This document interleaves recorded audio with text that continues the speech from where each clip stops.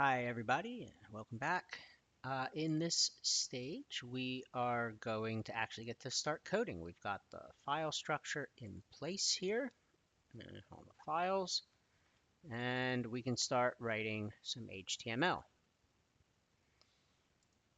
So the first step, create the HTML page structure. So this is um, the, the, the doc type, the HTML tags. Inside the HTML, there's the head tags and the body tags, and maybe you remember how it's all supposed to go together. Maybe you do not, but in practice, just type the exclamation point and hit tab inside an HTML file. This is how I always do it. Exclamation point, hit tab, and there you are. It gives you the doc type, gives you the HTML tags with the language set to English. You can always change it. Gives you the uh, meta tag character set UTF-8.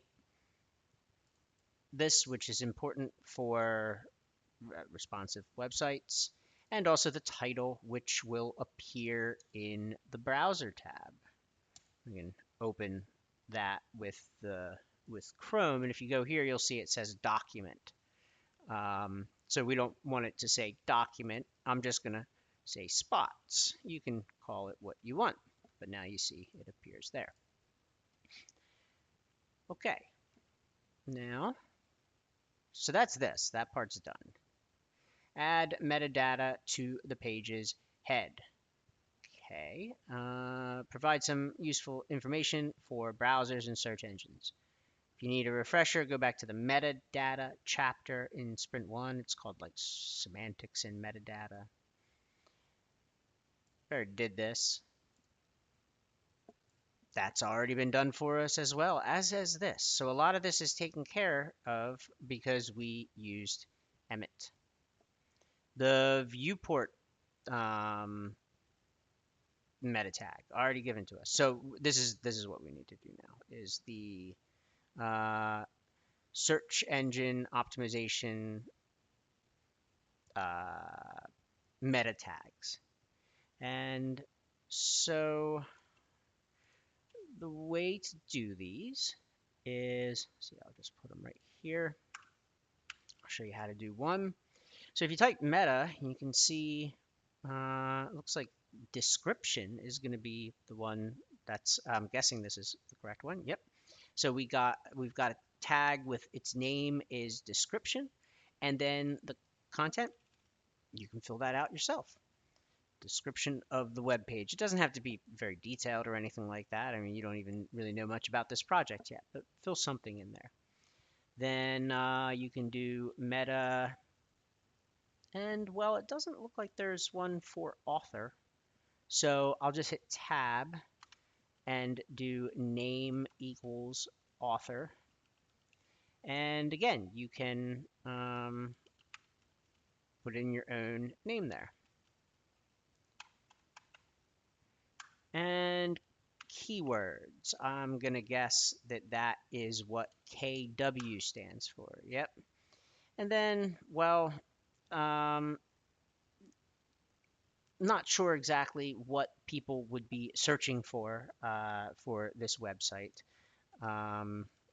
Just put in HTML, CSS, although really it should probably be some search terms. Like usually if it was an image sharing application, you might say image sharing, but so I'm just going to stick with this for now. And you can fill out whatever you want there.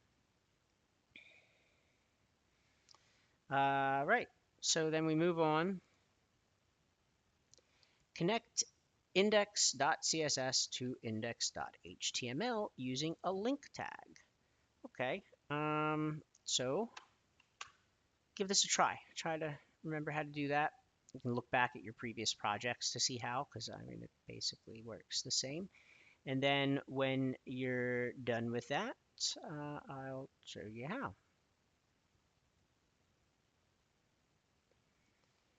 Okay, so a link tag. I always a big fan of Emmet. If we need a CSS link tag, we choose this.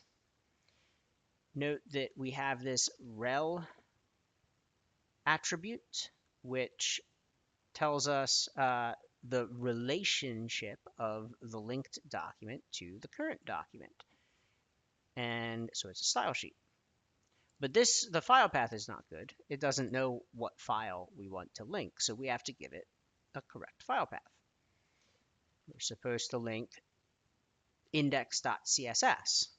So perhaps some of you just did this, but this is incorrect because, well, this is referring to a file called index.css in the same directory as index.html.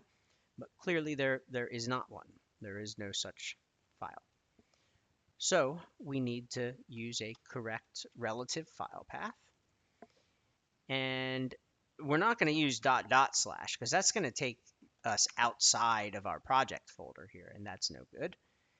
So dot slash and pages index.css. That's it. Try and do the favicon on your own. I think that's the next one. Yeah, favicon. So try and do both of these parts. Try and set up the favicon using another link and then connect normalize.css to index.css using an import statement. Give that a try and then unpause the video when you're done. Oops. Okay, so another link tag, favicon, favicon, tab. Oops, that's not right, but what just happened there? I'm not sure. But here, so I did link favicon. We get the correct rel. Sometimes you'll see different values given to the relationship here. This is the standard the standard ones that you would use for favicon, and the type is important for a favicon. And the file path in this case is correct because, well, we do indeed have our favicon sitting right in the main the directory, the root directory, same directory that the HTML document was in. And now I just realized something actually that that if you were really paying attention, have sharp eyes, you might have noticed. I don't know if I would have if I was watching these, but I already, when I opened this browser window, the favicon was already visible, even though I did not put this link tag in. And you may have been confused by that. How is that possible? Well, I'll tell you how it's possible. This is not my first time doing this. This is this is the second take. And once you browsers cache these things, and they cache them actually pretty aggressively. So once a favicon is set, it's probably not going to, even if you change it, it's not going to change until you clear your browser's cache or until some time passes. So that's why this was already visible for me, whereas for you, it probably, I'm assuming it would not have been visible. Well, no, it definitely wouldn't have been visible until you put this link tag in.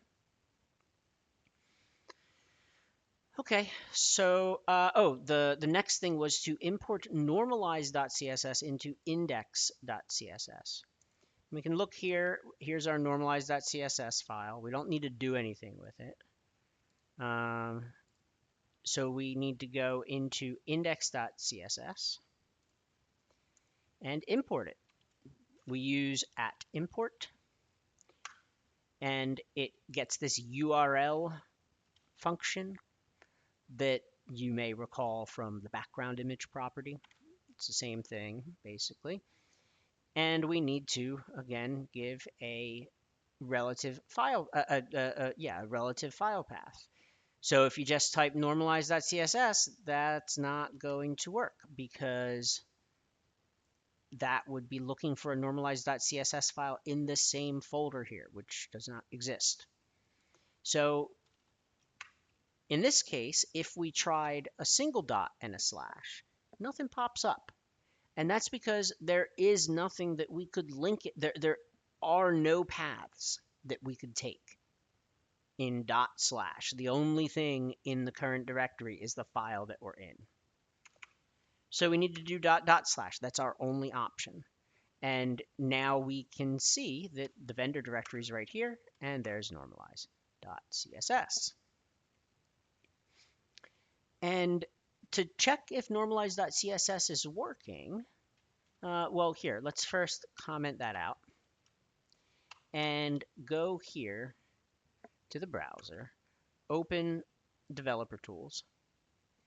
And the way that I often notice that a student doesn't have normalize.css set up yet is if the body has margins. And typically, if the web page is already partially created, you'll see the margins as like a small 8-pixel border of margins around the page. It doesn't look like that now because there's nothing except the margins in the body. But you see how we have these margins being applied by the user agent style sheet.